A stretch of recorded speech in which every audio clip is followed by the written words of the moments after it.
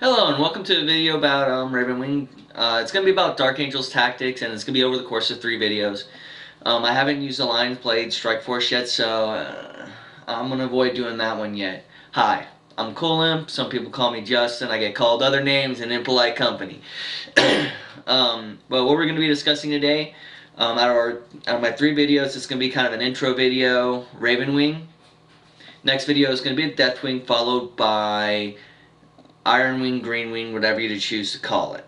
I tend to do that one last because that one isn't my strong point. I don't actually have all the models to field it, and not only that, it's my least favorite part of the codex because it's so just vanilla Space Marines. Now, I actually have a sheet here. Everything I wanted to make sure I covered. So if you see me looking down, it's probably what I'm looking at.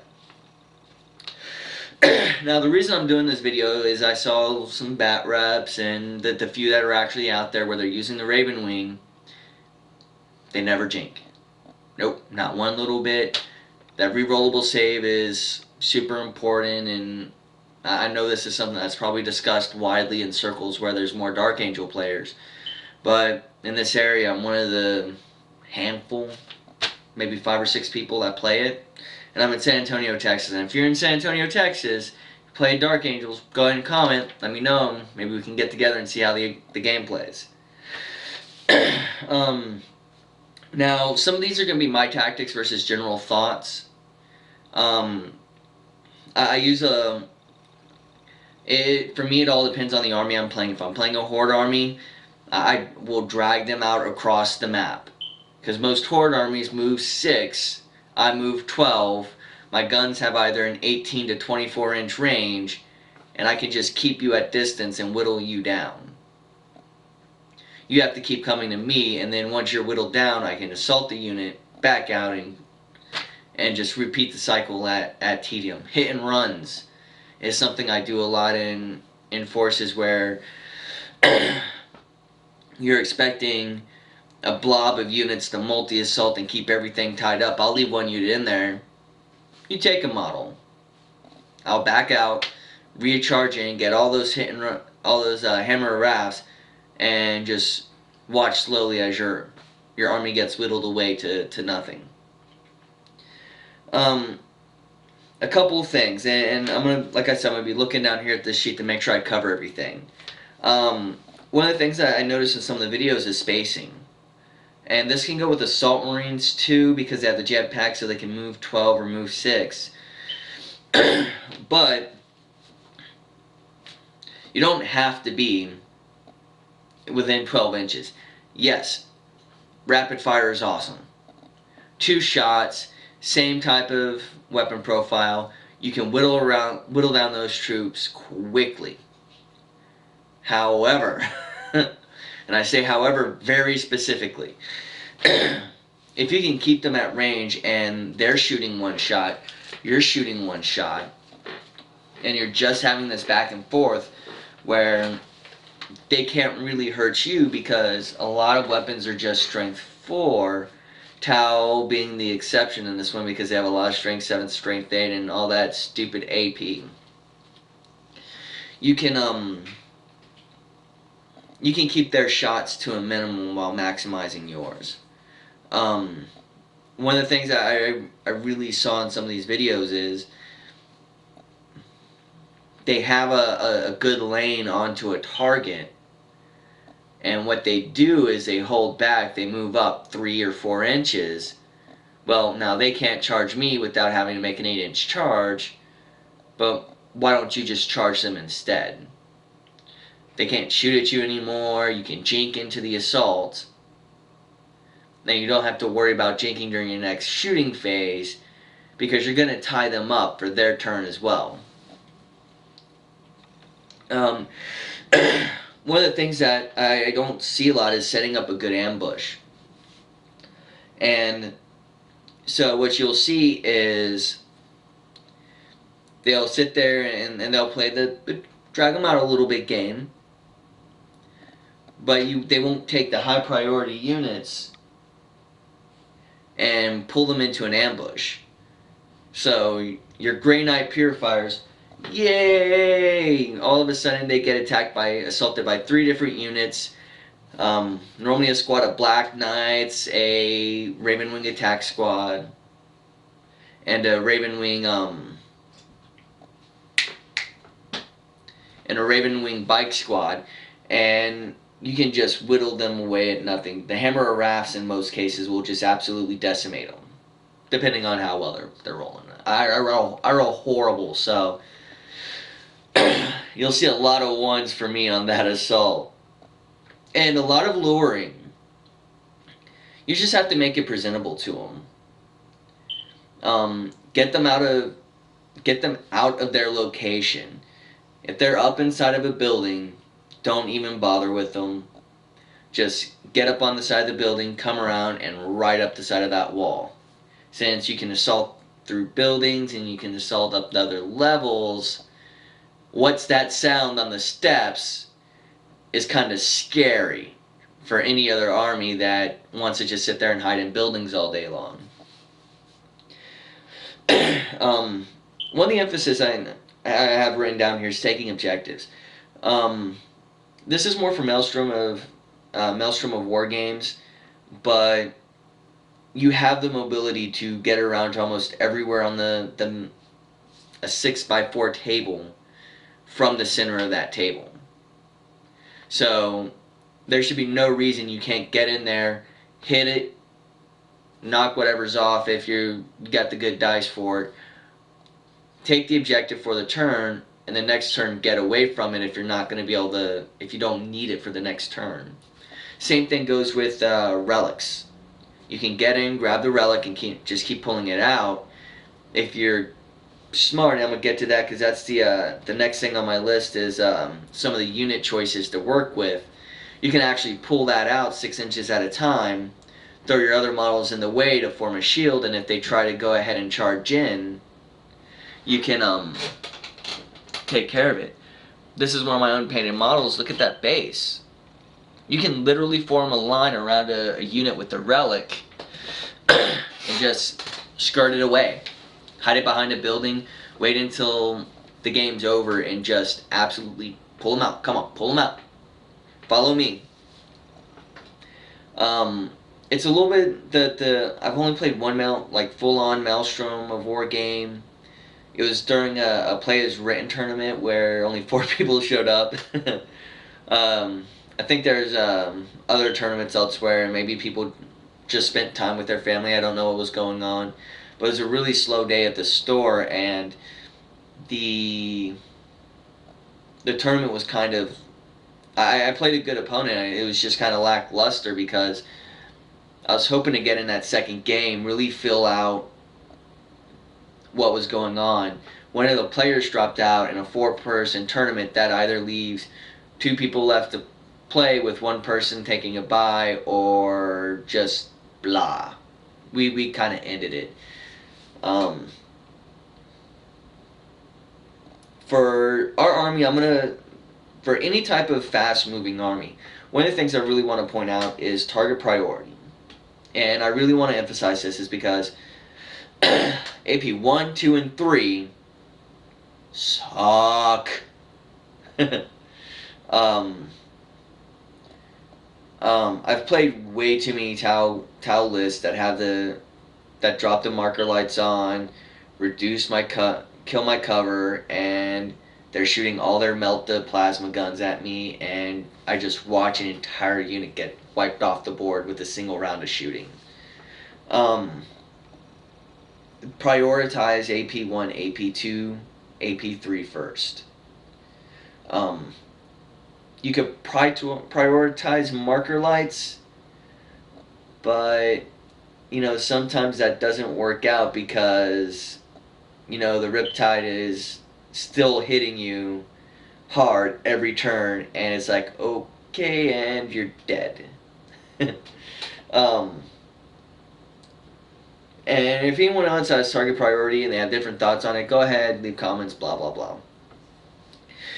Now, I have it written down as combinations, but I'm going to rephrase it. Not combinations, but must-take models. With any Ravenwing army, I'm going to tell you a must-take model. Every single game is a Dark Shroud. At least one. 6/6 bubble, confers to unit, stealth,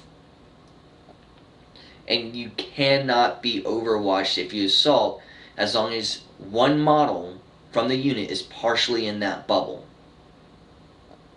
The fear doesn't work against fearless, and they shall know no fear, but the no overwatching absolutely. For the tournament I did play a Tau army, and I destroyed several units because they couldn't overwatch, and he couldn't take out my Dark Shroud till turn 4. Always use it. Put it, if you take 2, put 1 on basically each third of the map, third of the table, and you leave them there, and you keep them with their armies. They should never not jink. Every single turn, if they have any type of targeting on them, they need to jink. If you're using the heavy bolter, doesn't do a lot. Assault cannon can do a lot, but that Icon of Old Caliban does a gigantic favor for your army. And cat. And so that bubble is, I will say, most of your army running 3-up rerollable jinx is absolutely devastating. Because, yeah, I'm hitting you with AP2, I jink, I reroll my 3-up save. Oh, look at that, and I'm still good to go today. Give me a moment.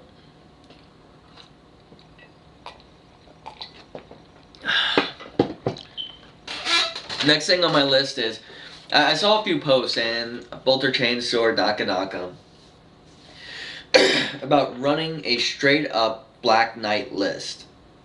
So I think it's something like 20 Black Knights total. You got Samael. Depending on your tournament organizer, whether or not you can take other HQs in the Ravenwing strike formation. It kind of comes down to 2 choices. Do you like the bear Black Knights, or do you like the command squad? My command squad's always the same. It's fully kitted out. Champion, apothecary, and depending on the game, I either run 1 grenade launcher or 2. 2, just so I can have the crack grenades or the frag grenades for the larger army. Stasis does wonders, and anything that is tough 3, I can drop rat on them, and on those 6s do more wounds. But since they changed up the way the rat poisoning works, it doesn't work like I want it to. I'll be honest there. So I think a lot of this comes down to points. I don't like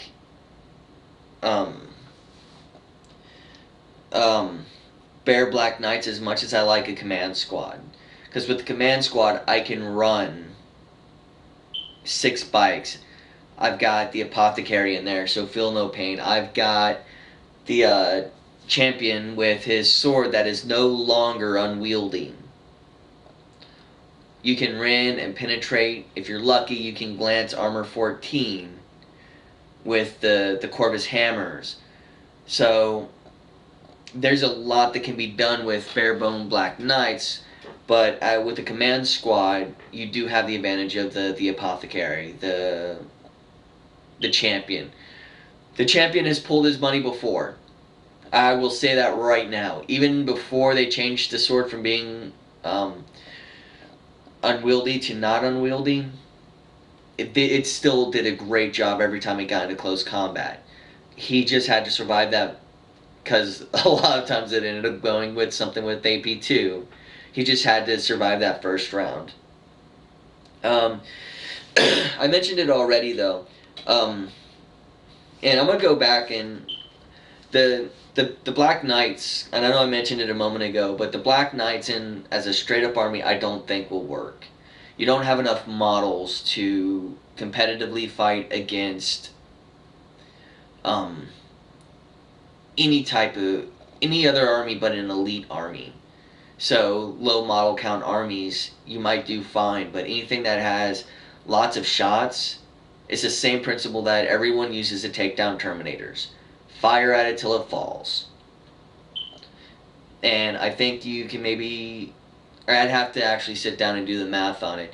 Since most tournaments are 1850, I think you could get 2 full squads in there, Samael, and maybe a Dark Shroud. I don't know the actual, I don't have memorized the points count on what 2 full squads of Black Knights cost in the army.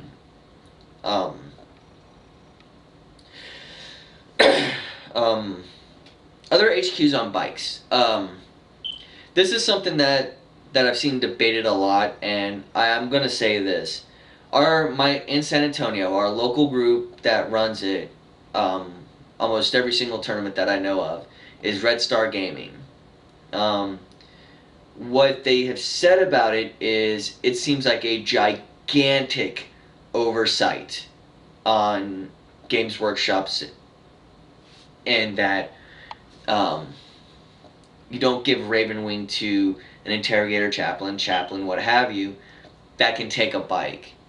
The only one I see an exception to is Company Master, but that's because there's already a Company Master for the Ravenwing.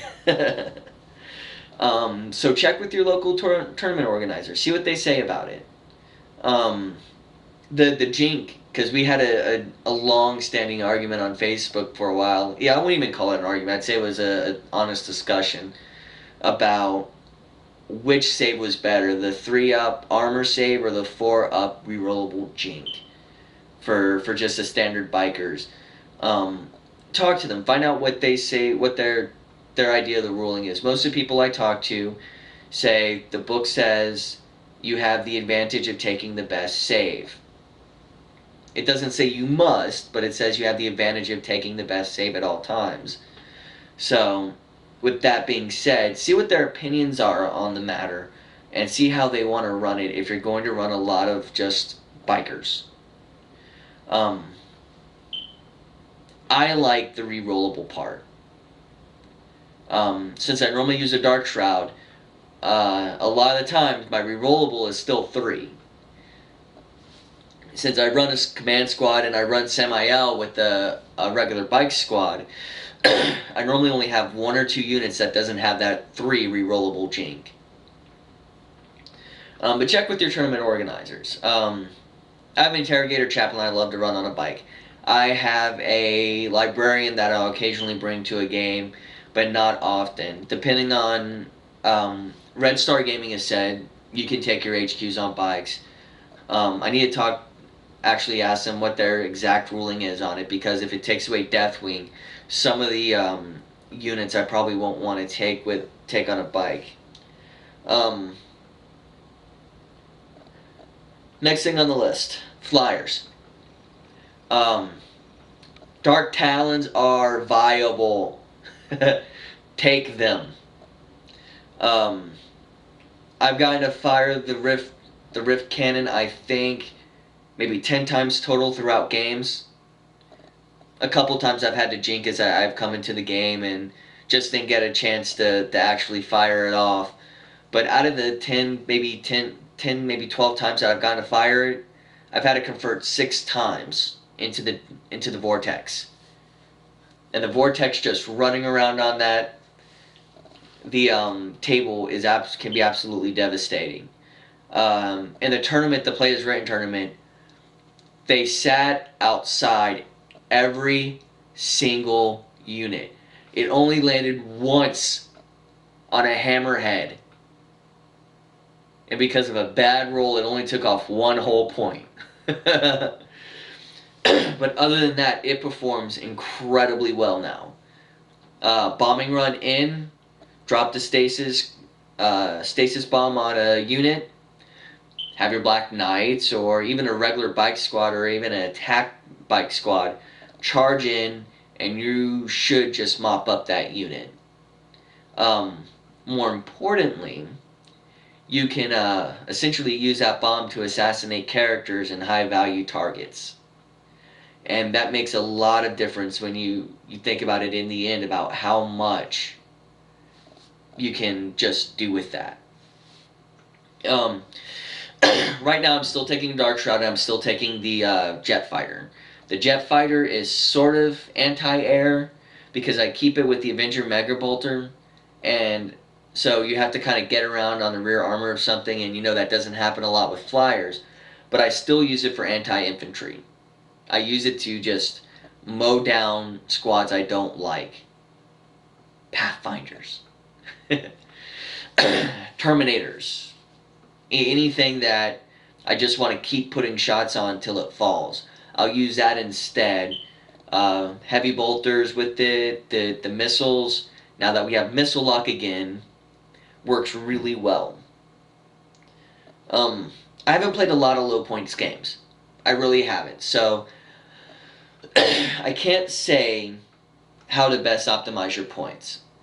At the end of the video, I'm going to create a little black and white or whatever colors for a quick synopsis of what my normal army includes. And this is my regular army that I take to tournaments, that I take to just to the club, just to tabletop to play. But take a look. If you're doing a 1,000-point game, you may not want to take both flyers. You may not want to have a full command squad. But since it doesn't really matter, you just have to have 2 fast attacks. You can have a lot in there for those 2 fast attacks. So you don't need 2 full bike squads to get up to that point where you think you have a lot of firepower. 1,000-point games as an example. 1,500, you may want to bring both flyers. Take out an attack bike squad. Not have speeders. I always have speeders with an assortment of weapons. I just don't run Typhoons with the multi-melta. I will either pull an entire land speeder out, or I will keep them all in there, and because to let you know, I take a Typhoon with the multi-melta. I take a assault cannon with a multi-melta, and a heavy flamer with a heavy bolter. With that squadron, I can take down nearly anything. And more importantly, let's say I'm going up against a horde, orcs for example. I can put that squad there, fire frag grenades, fire off the heavy flamer, heavy bolter, and the assault cannon, and I have a lot of shots going into that blob. Same thing with guardsmen. Yes, I will admit that I have a problem with armor. I've always had a problem with armor. I've already covered the Black Knights versus bike squads, and that all depends on your opinion on the matter. You can either go the more elite route, or you can take more. And with the more strategy, you're essentially looking to be able to take more objectives, hold things down, and just split your fire up better, and prioritize your targets better. I have some theory crafting down here, and you know, this is just theory. With the way that they changed the codex, you can literally run a skimmer only army. You can take, I think last time I did the points count on an 1850 list, something like 10 speeders and Semi-L and Sable Claw. Now, that you're not going to take that to a tournament, but it would definitely work if you're going to like Red Star Gaming again. They run Friday night fluff fights at Heroes and Fantasies in San Antonio. And they will, and it's 1,000-point games, and it's all for fun. And so it's this really fun little kind of half tournament because it's a 2-round game, and everyone there goes there just to have fun. They're not going there for a hyper-competitive environment. On top of that, I have Semi-L versus Sable Claw. And This one sometimes requires explaining. For people who are looking new to Ravenwing as an army, Samael can take a land speeder that is essentially a land raider. I don't have my book with me. It's in my car. I was at a tournament recently and I forgot to pull it out. But Sableclaw now has Vector Strike. It's a D3 Vector Strike using Strength 4, AP 2. It still gets the invuln save from Samael's Iron Halo. Either that or it's just his willpower alone that protects him. um, it's basically a flying land raider, and everyone jokes about it. It's twin-linked assault cannons, twin-linked heavy bolters, firing on ballistic skill 5. I think it's 14, 14, 10 on the armor around. Like I said, I don't have my book with me right now, so I can't exactly say for sure because I don't remember. I don't take it.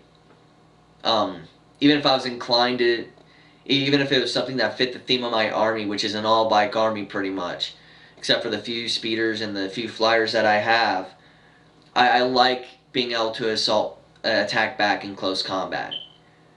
All too often I have had Samael in close combat with something, and even if I jink, it doesn't affect my weapon skill.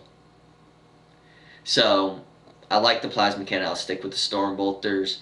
Although I appreciate that I can actually run a skimmer-only army now.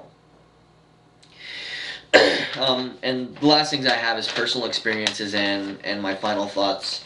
I'll be honest. I've had some really good results with the new codex. It's done a lot of good for the Ravenwing, which you can ask anyone who, since I started playing about 2 or 3 years ago, probably around 3 years ago, I've always wanted to play a biker army. When I was first getting into the game, my buddy wanted me to try out different armies. He told me to read the fluff. And the first thing, when he's like, well, I don't have a Dark Angels full list for you, but you know what, I have some Dark Eldar. They're a fast moving, hit and go type, hit and fade type army. I'm like, okay, I'll try and play that. First thing I look for is the attack bikes. And it's like, okay, well, I want to take all of this. He's like, well, I don't have those models. I don't have those bases. I think he did, but he was the type of guy who would bring all armor to a game where he sold me a lot of my original Dark Angels for like $50, which was like 3 or 4 full tactical squads, 2 plasma cannons, plasma guns, things like that, and a couple of Terminators, some really well painted models. And once the Dark Vengeance came out, it actually helped me form into my full army that I have now.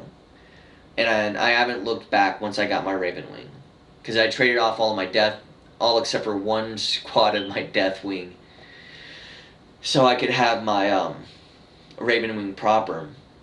And I've had immense success. I tend to lose games, but if in all honesty, I really do enjoy playing my Ravenwing. They can nerf it next edition and I'll still play my Ravenwing. Because when I started playing, it was 5th edition, and I was using a 4th edition Dark Angels Codex. And if anyone knows the difference between Space Marines and the Dark Angels Codex in 5th edition, Dark Angels paid more for everything. But Scouts counted as elites.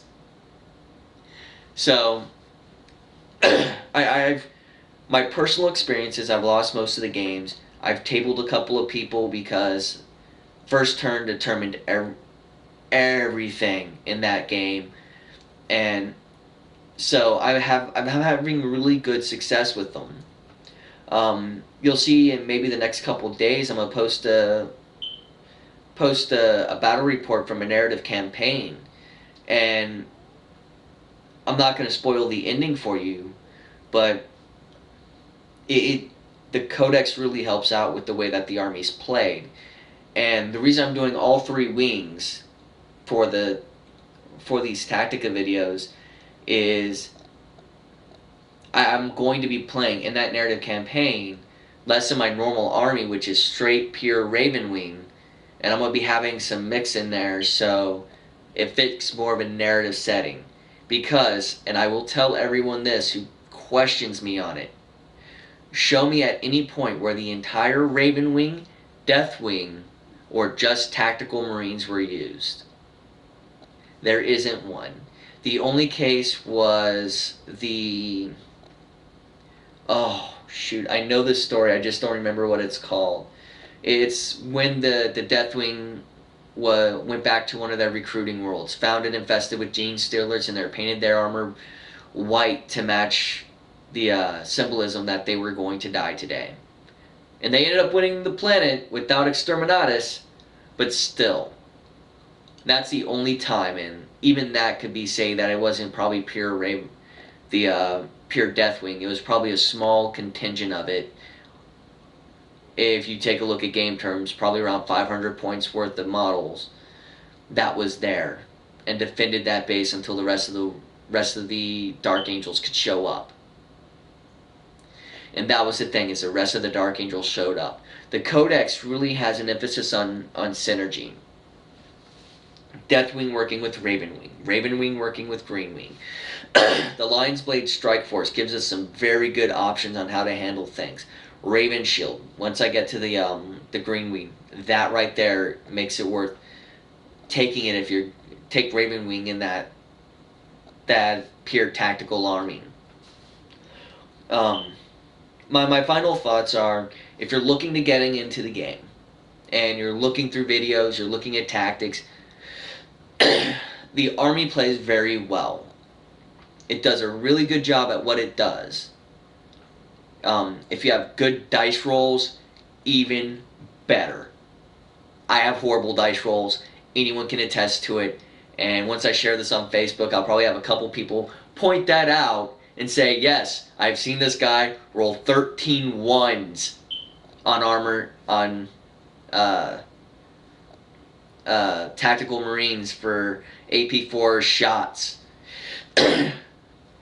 I've turned around and shot down flying Hive Tyrants before too with bolters. So I run both sides of that gambit. So, final thoughts. If you're looking into playing it, start at about 1,000 points and build up from there. I personally do not take Black Knights as full squadrons like that. I take a command squad. I normally have the 3 speeders. I take both flyers and 1850 point list. And if you're watching this and you're thinking I'm an idiot, you're thinking I don't know what I'm talking about, watch some of the battle reports. See where if they would have jinked, they would have had a better chance. I mean, there's not a lot of battle points for Ravenwing heavy list right now because a lot of people are running the Lion's Blade.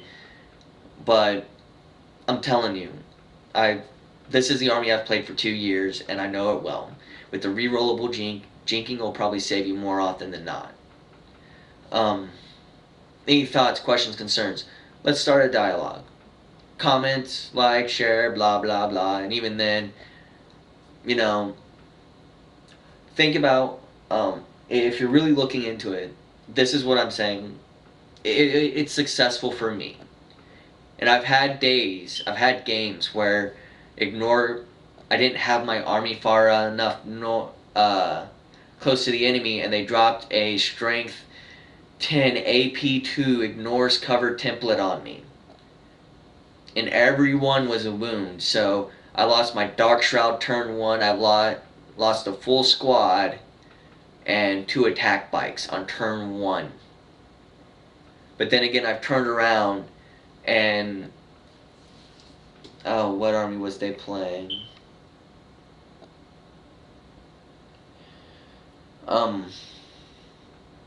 I can't remember what army he was playing, but I actually tabled one of the heavy tournament players here in San Antonio, Boss. Did I table him? Yeah, I believe I did. He wasn't playing his normal list. He was playing something different. And maybe it wasn't Boss. Maybe it was someone else. I can't remember right now. So take a look at it. Think about what I've said, and if you're a regular Ravenwing player, comment, post, let me know what you think. If you think that I'm wrong in place, if you have personal experiences where you have run an all Dark Knights list rather than attack squads, tell me what your success rates were, how you did. I want to know this stuff. Um, so I'm gonna sign off here before I start to babble because I'm looking at my timer and we've gone over 30 minutes. It's a little bit longer than I expected, but I figured I could have rambled for an hour just about tactics when it comes to the Ravenwing because it's what I play so often. The next video is going to be about the Deathwing when I do another Tactica video. I'm probably going to post this one before the battle reports, but that's only because this doesn't take much edit. I cut out the first part of the video where I'm sitting here and I'm kind of messing around, figuring out where I want to sit, and I know I look a little washed out with all the white. It's sunny here in well, I live in Spring Branch, but it's sunny out here, and I'm getting a lot of light coming off of the window, and that's with a blackout curtain, by the way. So you guys have a great day and happy wargaming.